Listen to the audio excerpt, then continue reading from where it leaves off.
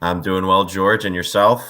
Hey, it's a happy Monday, Yes, it Weather's is. fantastic. I always look out the window because I double check to say if I'm about to say the weather's good or not. But yeah, I was out walking the dogs this morning and it's a little brisk out, a little windy out, but man, I love this time of year. Oh, this is the best. The shoulder seasons are where I'd love to live 24/7. Yeah, I think it's somewhere on the towards the west coast, like Utah or something. Like it's never above 70 something, never Oh, below 30 something. It's some area like that out there. I mean, yeah. I that would be heaven. Yes, absolutely. Unfortunately, I cannot get Heather to agree with that. She likes the sun and hates the cold. So you're heading south. Yeah.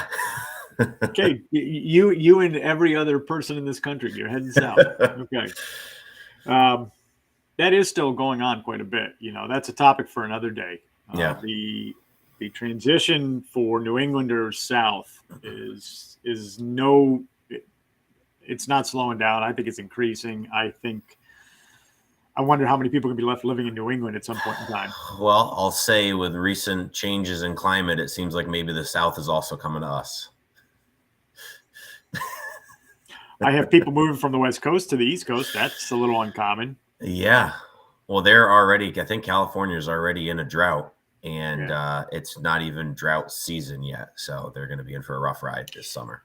There was something in the news, not to digress, there's something in the news about they're putting in mandatory changes because they don't think they're going to have enough water to get through the winter. That's a terrifying thing to hear. I mean, literally, I stopped in my tracks and was just like, wait, what? Anyway, This winter? yeah. And then of course, they have fire season coming up. Oh, Anyhow, hey, listen. So, got an idea for you. All right.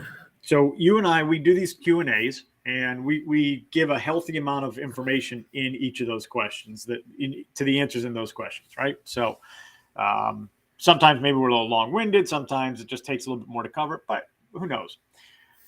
So how about if we try something? I'm going to give you a question, and you have 60 seconds or less. I got a stopwatch here on my screen. You got okay. 60 seconds or less to answer the question. How's that sound? That sounds good as long as I get to return the favor. Well, of course you do. We'll see. I'm the one who's going to fail. You know that, right? We'll see. I'm the one who's long-winded. All right. And let me just see here.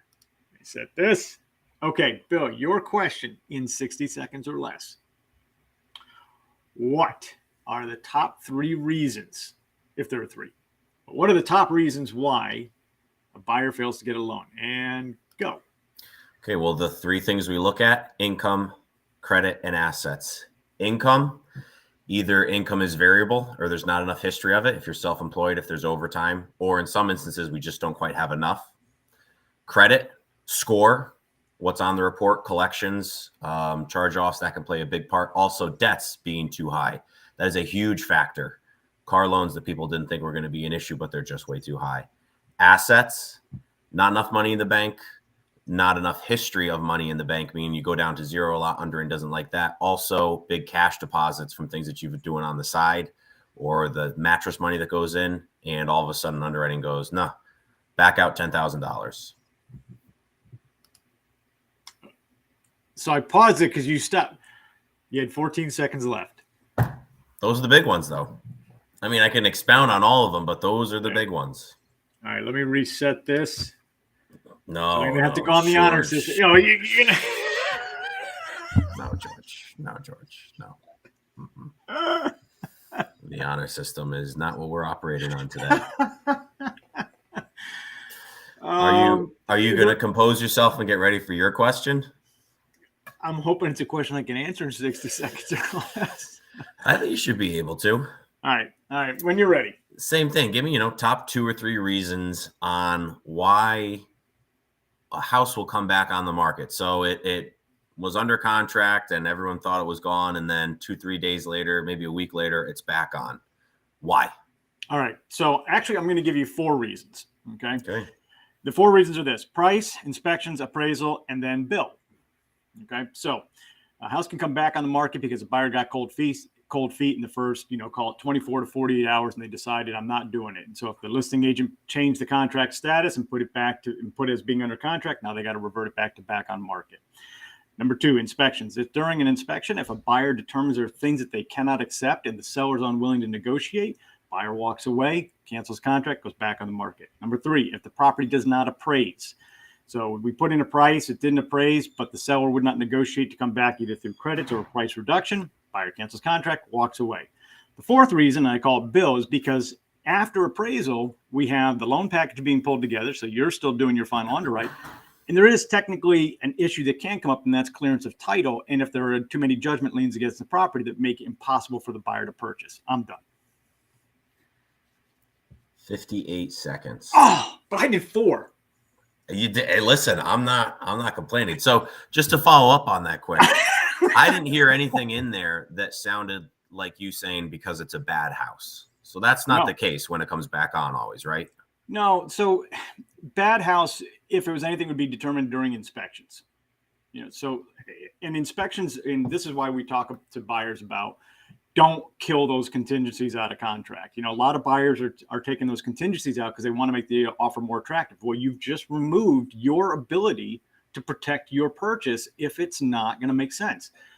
I don't mean the whole I'm getting cold. I think I offered $275 for a house that was listed at $250, and oh my God, I can't believe I'm going to offer that much money. I don't want to do it. That's a bad offer. That is an agent and a buyer who weren't on the same page about the reality of putting in that offer. You're going above and beyond what their financials really allow for, maybe. So, or at least what they're comfortable with. But if a house is under contract and in the first 7 to 10 days it comes back on the market, typically that's an indication that there's something that came up during the inspection. You can't assume that, but that is usually the case because that's what we're doing in those first days. And it doesn't mean there's something wrong with the house. It just means that there was something between the buyer and the seller that could not be resolved within that reasonable period of time. And that could be as simple as the buyer didn't see something during the showings. The buyer did a video tour. Okay, here's an example. So the buyer says, "Hey, George, do me a favor. I can't be there. I need you to do a video walkthrough for me." Okay. So we do this whole video walkthrough. Well, let's just say that during that walkthrough, I forgot to go to the basement or they couldn't stay on long enough to see the basement. And so I just never went down there then. I forgot about it, whatever it may be. Well, let's say the basement had seepage and there was wet stains. Well, then the buyer shows up for the inspection. The home inspector's there going through and says, "Hey, listen, according to the disclosures, there's no seepage, but I'm looking at the basement and I see effervescence on the wall. I see staining around the edges here. So there's clearly a basement that gets moisture and it looks like they even have an active seepage." Now the buyer's going to turn around and say, "Hey, I'm done. I'm out of here." No. So there's nothing wrong with that house because that is all addressable, but the buyer may not have been aware of that or noticed that. So that's kind of an extreme example, but that can come up. I know a lot of agents who do video walkthroughs.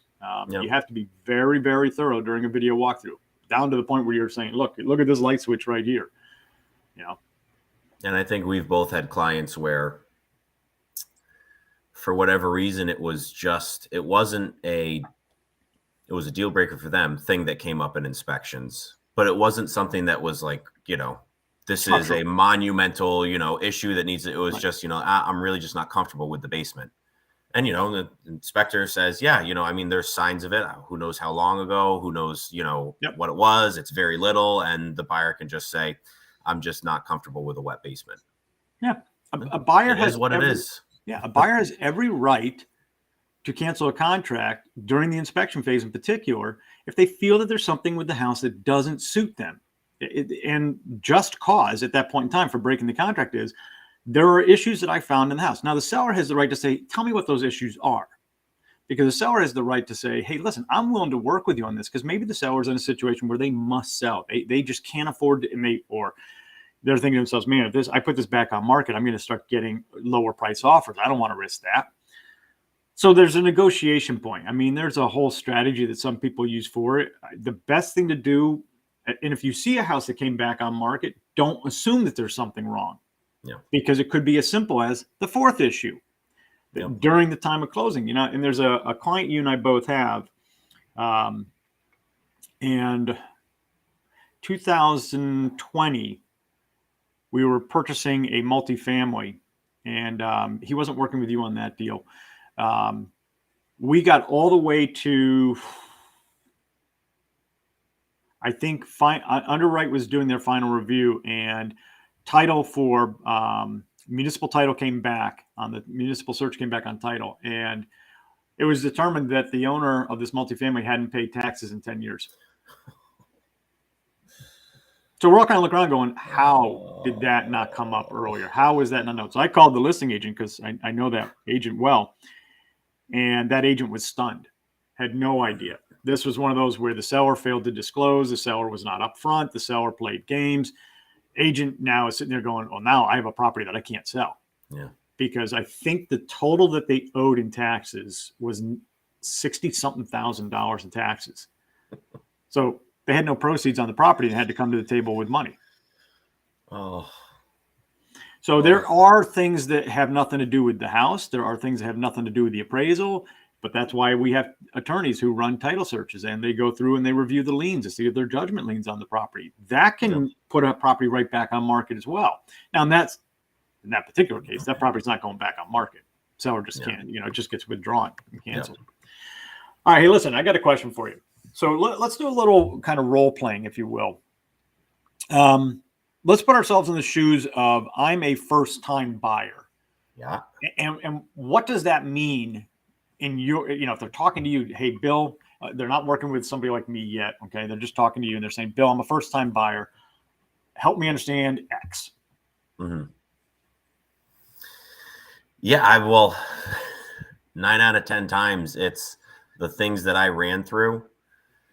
It's income, credit, and assets. It's needing to understand how all these three things play into purchasing a home and factoring into the loan. So first-time buyer who just started a new job that's full commission and they love it. They're at a car dealership, let's say.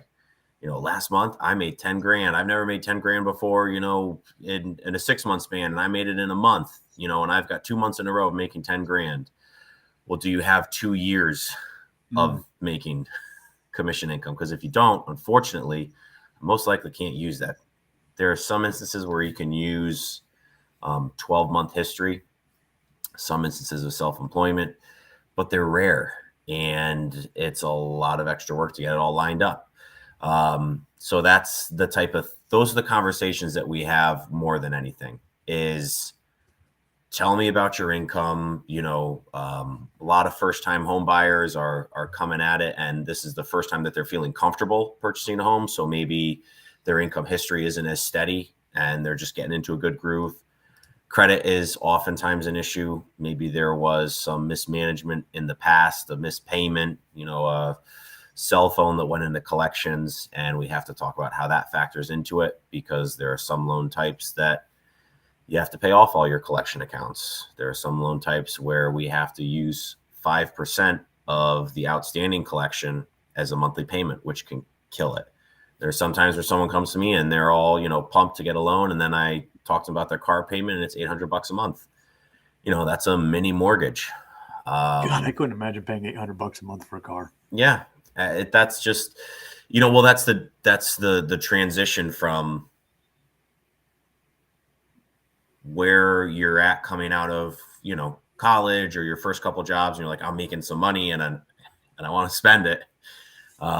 And then that transition into, okay, well, now how do I get into good financial standing? And part of that is, some housing stability, some pricing stability in your home, and building some equity. Right. And then the last one is always just talking about, how are we going to get the money together for this? Because as you said, some people get cold feet. I can't believe I'm paying $275. Well, a $200,000 house with an FHA loan means that at minimum you are spending $7,000. The absolute minimum is $7,000. And for most people, if you're a first time home buyer, this is the biggest check you have ever written in your entire life. And I think that applies, though, regardless of whether or not you're a first-time buyer, a move-up buyer, whatever it may be. I mean, I think the checks get bigger. Exactly right. We've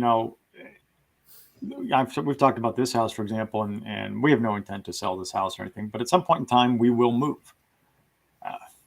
I can't imagine how much money we're going to have to put down on that next house. It's just one of those. I look around and I go, no way in the world am I not putting down a heavy down payment, because I don't want I'm old. I mean, I'm old, man. No, seriously. I mean,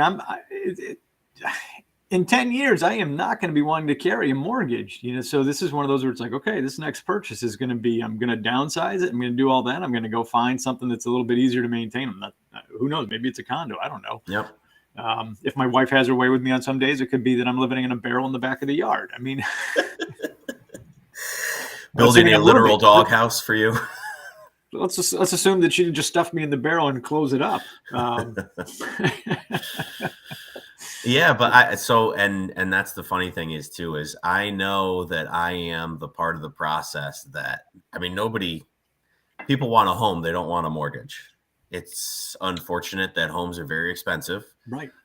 So I'm, the necessary evil in that sense. But if you structure it in a way, honestly, a mortgage is the biggest liability you're ever going to take on, but it can be I don't want to say the best, but you can do it in a way that it's not the worst thing in the world. It's a good use of funds to not have all of it tied up in I mean, if you're a first time home buyer and you have $200,000 in the bank, if you're young, that money in the market can just do so much for you versus having it sitting in equity in a home. I mean, yes, a home is going to appreciate and you're going to build equity that way. Absolutely. Well, that's where you start getting into how do you, what are you doing and how are you playing with the market? Exactly. Talk to your financial advisor. Right. But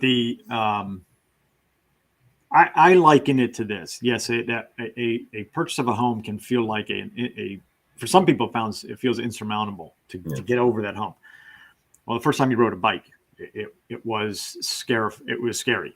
First time you got on and you fell off and you fell over, and then you started pedaling, you started going, and all of a sudden riding a bike was just like, I don't even think about it anymore. That mortgage payment becomes exactly that. That first payment feels like, oh my God, I can't believe we just wrote that check.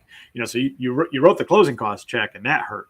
And then roughly 60 days later after closing, a month and a half or so after closing, you got that first payment. You get your first.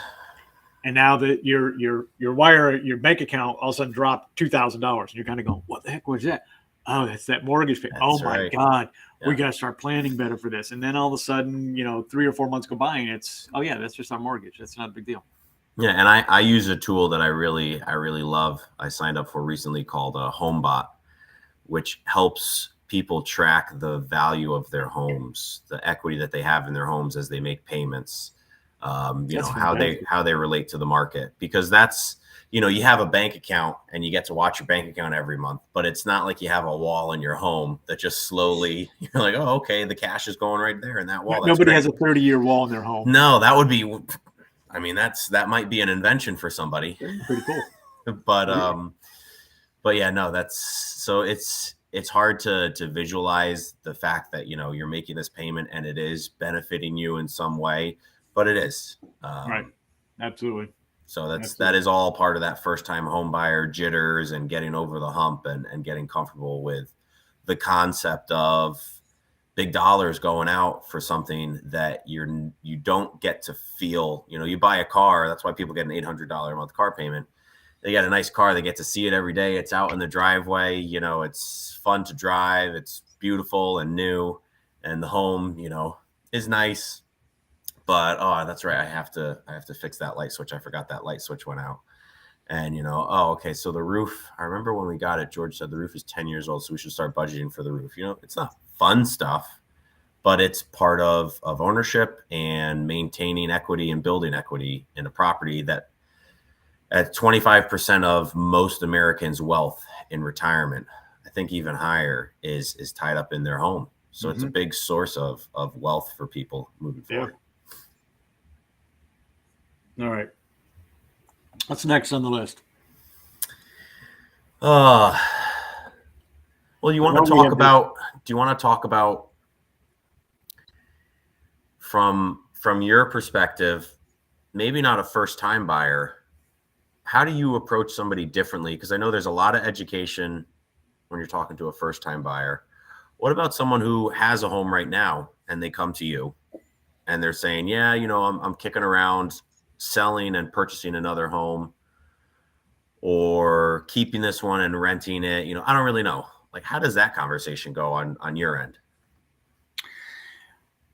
Well, let's assume that I have established, a good relationship with them, and we're past the point of me, talking to them about what a market analysis looks like for their house and all that. We're past all that. Okay, so let's pretend that first. So let's just say that we're sitting around the table having a conversation, and we're trying to decide, so how do we want to do this search? Because now we know that we're moving ahead. We know what we think we're going to sell the house for. So you brought up a point. Do I need to sell the house in order to make the purchase? So do I need the proceeds from the sale? And that creates what's called a Hubbard clause. Okay, so that's basically where you're saying to, Bob and Sally are selling their house, and they want to buy Bill's house. Okay, but they need the proceeds. They're selling their house, and they need they're going to get $50,000 in proceeds after they pay off the original loan. Okay. So they're going to use that $50,000 to account for their down payment and some of their closing costs into this new purchase. So we put onto a contract that we have a Hubbard clause. And there's a whole process that goes with that, but that becomes a very important thing because that's going to dictate not only how we look for houses, but at the same time, the stipulations we have to have, because their house now has to be listed. If they go into contract with Bill, it has to be listed within, I want to say it's 48 hours. I don't think it's less than that. But you have to show that the house is now being marketed. And in order to do that, the listing agent for your property, for example, that they're purchasing, it's going to want to see the contract, not the listing agreement, not that. They're going to want to see contract. They're going to want to see at least the draft of the MLS listing that's going out there, if it's not already active. They need to see what it's going to be priced at, Bob and Sally's house, to see, is it being priced reasonably where it can go under contract and get through its inspections quickly enough. So for a move-up buyer that has to sell a house, we've got to work a little bit more strategically on that and just getting things lined up. Okay. But the questions for a move-up buyer aren't any different than they are for a first-time home buyer. There are 3 rules in my mind when you're buying a house. And every person I work with, I tell them these same 3 rules. And these are my rules, if you will, but I don't think any other agent would tell somebody differently. Number 1, location. Where do you want to buy? If you're telling me, George, I don't care anywhere in Connecticut, I'm going to look at you and go, no. Yeah. No, you don't mean that. The minute I show you a house over here that is in this place compared to a house that's over here in this place, you're going to say, well, I don't want to live in that place. I want to live in that place. Okay, well, now we've got location. Yeah. So rule number 1, whether you're a first-time buyer, a move-up buyer, an investor buyer, whatever, it's always location. Where do you want to purchase this? Rule number 2, the function of the house, meaning, does it make sense when I walk into it? Does it have the bed and bath count I need? Does it have the garage that I need? Is it set up on an acreage that I'm looking for? Does it have room to grow if I need it? Are the mechanicals all in place? Is there work that needs to be done? Do walls have to be repaired? That's the function of the house. And then there's the third thing, which is the cosmetics. How does it look? So rule number 1 is location. Rule number 2 is function. Rule number 3 is call it the features and the dazzle, if you will. So when I meet with somebody who's selling that house or deciding to buy a house, they're a move-up buyer, I'm going to ask those exact same questions. Where are we going?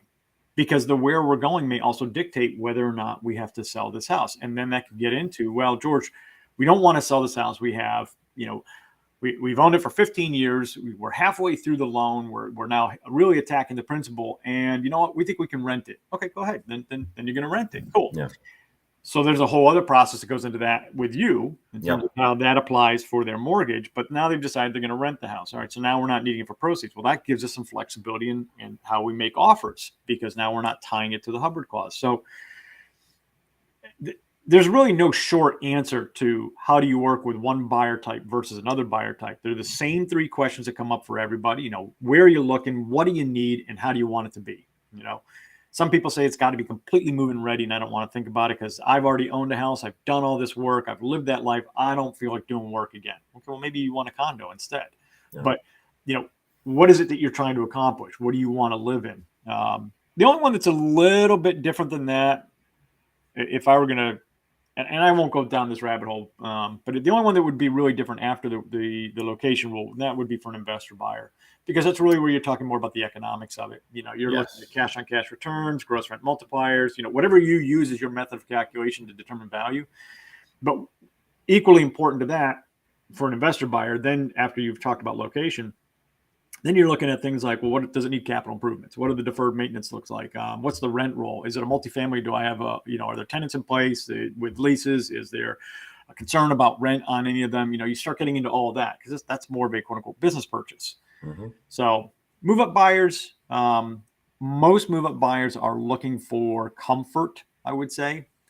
Not necessarily a bigger house. Move up doesn't mean bigger. It can mean downsizing. You're just going from that first home ownership. There's somebody that you and I are working with right now who messaged me yesterday, actually. They're getting ready to move.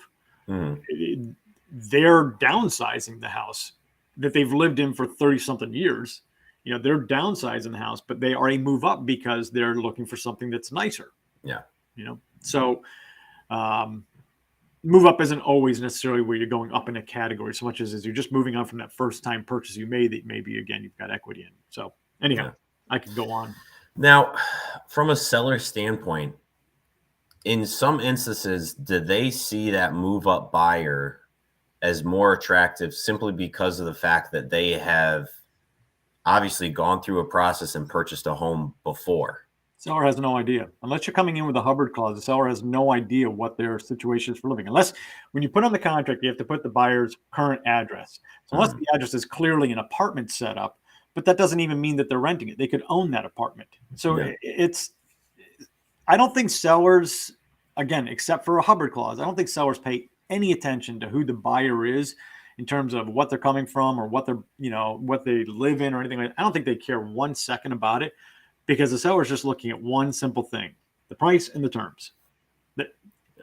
We've talked about this 100 times. Sellers just simply want to look for the least risk in a contract. So I do know of one seller. I will say, so this kind of goes to your question a little bit though.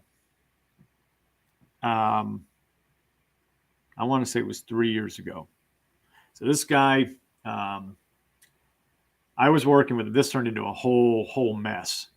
I was working with this guy, and he had me put an offer in for him.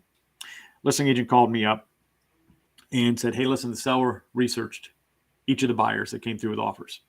I kind of pulled back. I'm like, okay. So they went on Facebook, they wanted to find out. So that seller did. And the listing agent called and told me this because the seller found some things about my particular client he felt were disreputable. Wow.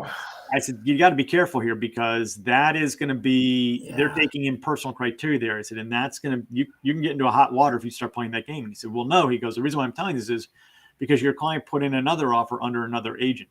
And I said, okay, that's why the seller researched him. Oh. So that client ended up creating a huge mess. Me and the other agent had to work things out. We both ended up walking away from that. And wow. Yeah, that was a few years back. That was a mess. Wow. That was it. So, if you're a buyer and you're doing things, if you are intentionally misbehaving, you're the one who's going to pay. You're the one that's going to lose out because agents, our goal is to work cooperatively. Once you go under contract, our goal is to work cooperatively to make sure that contract moves forward effectively. Yeah. We each have our responsibilities to the party that we represent, and we honor that responsibility 100%. But we communicate with each other. Okay, hey, listen, actually, you and I have a closing coming up in about a week. So the broker on that account, on that particular transaction, I know him well. I send him notes. Hey, listen, we've cleared this stage of the process. This is where we're at right now. And he's come back and said, okay, hey, by the way, seller's going in to do the following, Okay, great. Thank you so much. Hey, seller's going to go in 2 days before because he's going to do some cleanup in this area. Okay, great. Thanks so much.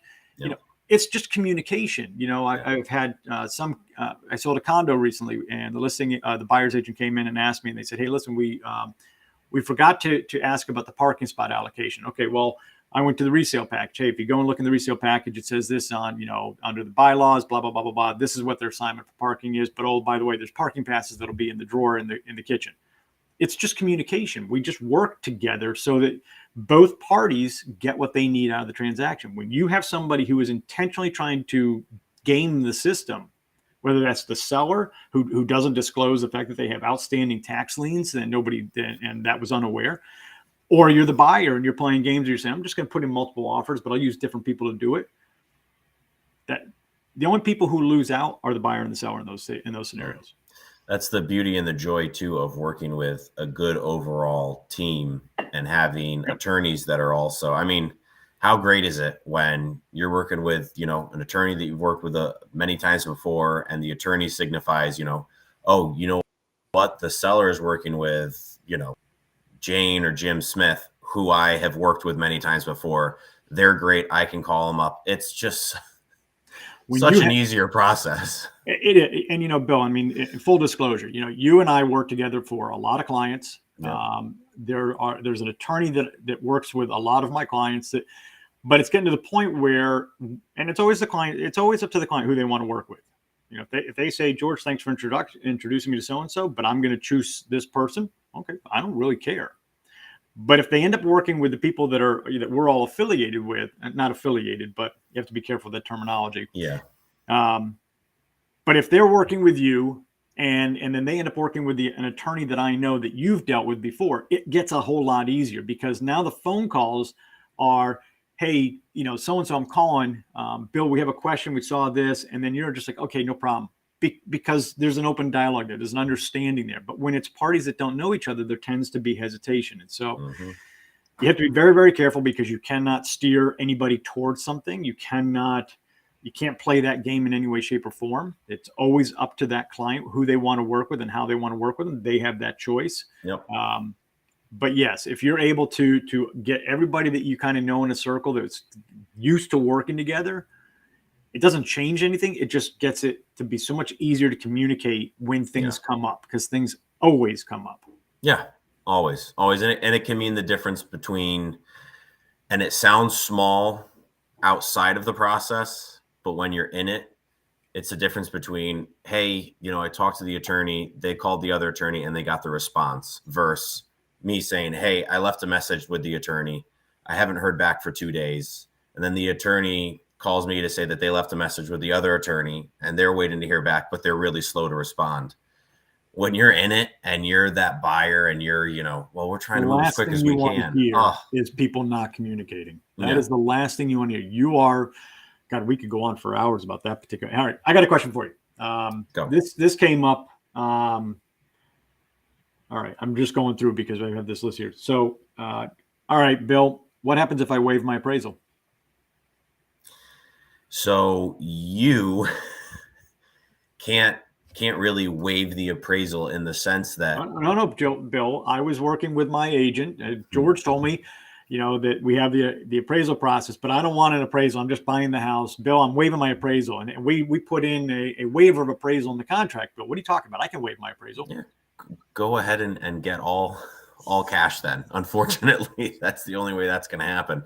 If we are going to give you $100,000, $200,000, $300,000, $400,000, we are going to have to make sure that the property that you are purchasing is worth what you have agreed to pay for it. So if there's a gap there, you're either going to have to cover it or they're going to have to come down on the contract price. So there are things that the lender is going to require no matter what. And now listen, there are property inspection waivers, PIWs, that you can get from mortgage, the guidelines that we're using. So Fannie Mae, Freddie Mac, right? So that you can get property inspection waivers from those investors. That is possible. So let's say that you offer $300,000 on this home that's in an area where there's been a ton of activity. Every home is selling for $300,000. You're putting down a good amount of money. There are check boxes that we have to hit, but we put all that through an automated system, and the automated system might go, well, you're putting down, XYZ, you have, this much, credit, you're looking good here. The area has a lot of activity. We can verify that there have been recent sales. We're going to give you a property inspection waiver if you want it, because we believe that the property is worth, without having to go and inspect it, what you have agreed to as a purchase price. Okay. So I have to jump on one thing there. Only to clarify, because people hear the word inspection, and we're not talking about the home inspection. So an appraisal, what you're referring to, is strictly the appraiser's walkthrough. They're not doing a home inspection of the house. They're not looking at the doors and windows. They're not checking the floors, not checking outlets. They're not doing any of that. They're inspecting the property relative to market value. Yep. A home inspection is, checking the health of the house, if you will. Yep. Yeah. And it's difficult because that is and I try to delineate it, because internally we call it, when is the inspection? For us, it's when is the appraisal inspection scheduled, and has the appraisal inspection been completed? But it's really just the appraisal. So if we can just say you get an appraisal waiver, then yeah, that's the easier way to understand it.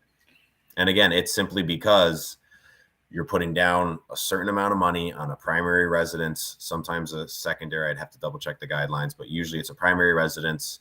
And there's enough activity to believe that the contract price is at least what it would appraise for.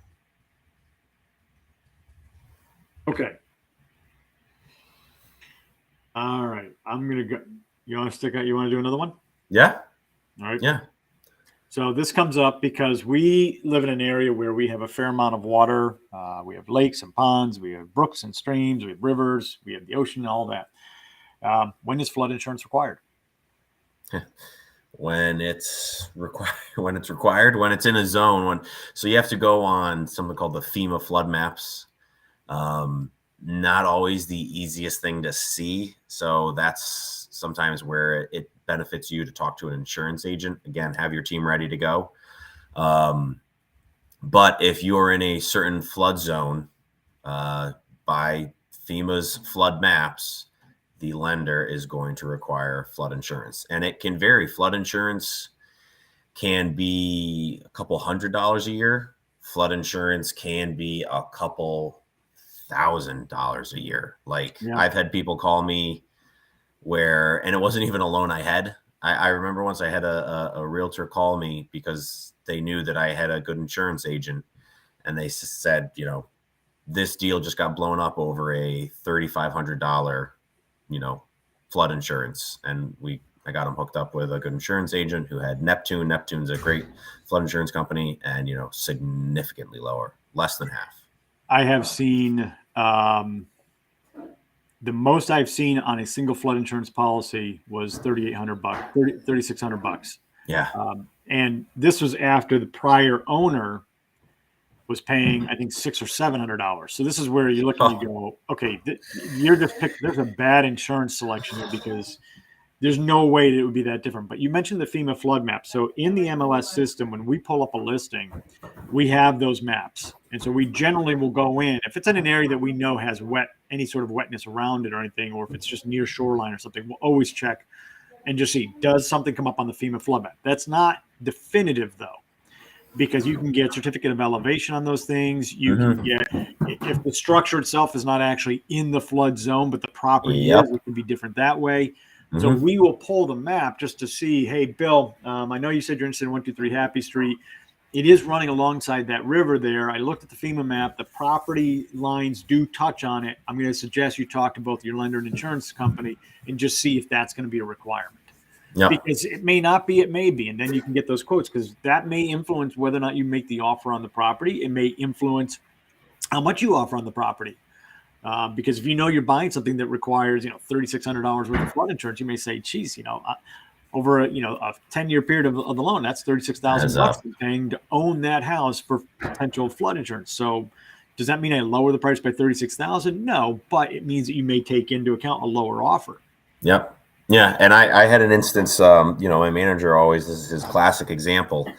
Because you mentioned where the structure is matters, and it is based off of the structure. So just because the property line, some part of the property is in a flood zone, we are insuring, remember, the structure. So my manager said that he had an instance where a deck was facing water and the stairs came down this way, and just happened the bottom of the stairs, they moved the stairs over here, and that was the cheaper alternative. And he said they no longer needed flood insurance.